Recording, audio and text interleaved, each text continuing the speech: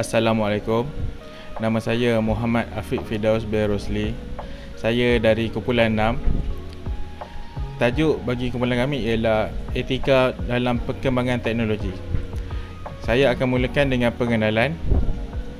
Pengenalan tentang teknologi ialah penggunaan pengetahuan alat dan kaedah untuk mencapai maklumat. Ia juga merangkumi pelbagai bidang seperti bidang IT, perubatan, teknologi dan juga tenaga. Teknologi memainkan peranan penting dalam cara kita berkomunikasi dan juga hidup. Walaupun teknologi ini membawa banyak kebaikan kepada kita, tapi pada masa yang sama ia juga ada cabaran. Contoh cabaran yang kita akan hadapi ialah kesan sosial, etika dan alam sekitar. Contohnya ialah isu privasi, kesan teknologi ke atas pekerjaan dan juga kesan kepada alam sekitar. Teknologi ini terpecah kepada pelbagai teknologi. Contohnya sains dan teknologi, teknologi maklumat, teknologi pertanian dan juga yang lain-lain. Asas-asas etika dalam Islam.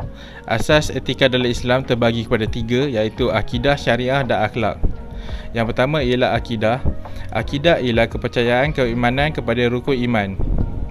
Yang kedua ialah syariah. Syariah ialah peraturan ketetapan hukum berdasarkan Al-Quran dan Al-Sunnah. Yang ketiga ialah akhlak. Akhlak ialah panduan tingkah laku yang mulia sesama manusia, sesama alam dan juga kepada Allah Subhanahu Wa Taala.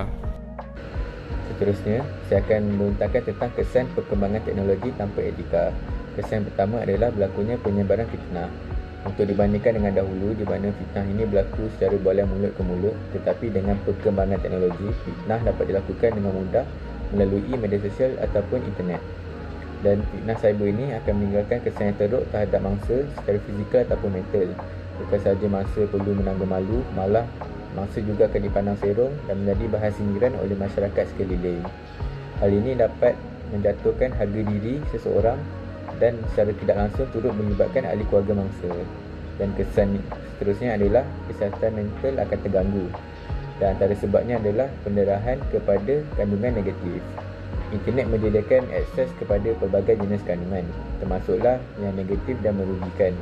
Perkara ini amat membimbangkan kerana mudahnya masyarakat untuk mengakses laman web yang negatif, dan antaranya laman web yang berkenaan perjudian secara online.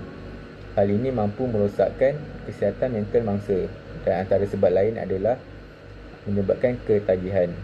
Penggunaan berlebihan terhadap media sosial, permainan video ataupun internet ini secara umum boleh menyebabkan seseorang itu terlalu bergantung dan ketagih terhadap penggunaan teknologi.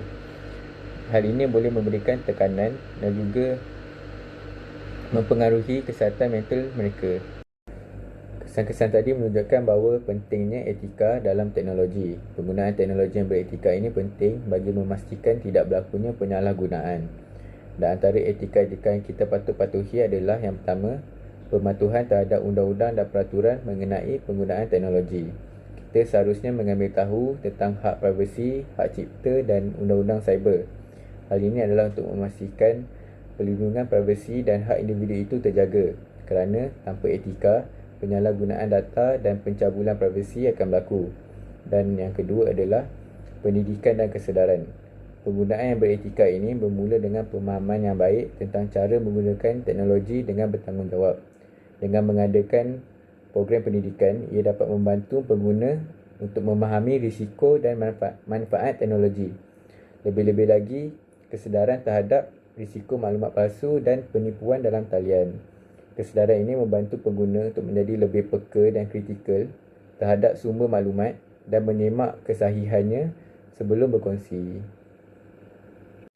Okey, untuk pengabayan etika ni juga boleh berlaku apabila ada individu yang dia mementingkan wang, kuasa dan nama.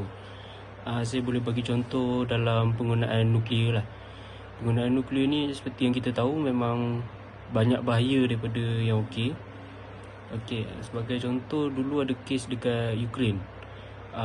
Nuklear dia meletup dan kesan daripada tu yang mana ada bayi-bayi baru lahir dia kena mutasi lah daripada kat situ. Okey, nuklear ni juga boleh jadi bahaya apabila ada mana-mana individu yang gunakan untuk berperang. Dia akan serang guna nuklear. Macam sekarang kita boleh tengok peperangan makin banyak berlaku, dan tak mustahil apa yang kita takutkan, iaitu perang nuklear akan berlaku lah.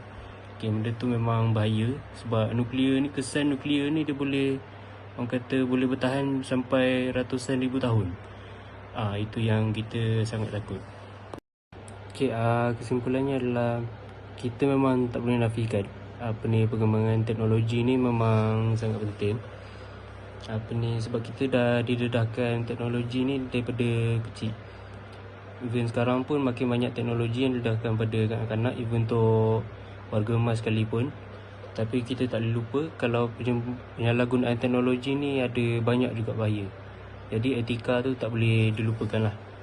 Itu saja pada kumpulan kami. Sekian, terima kasih.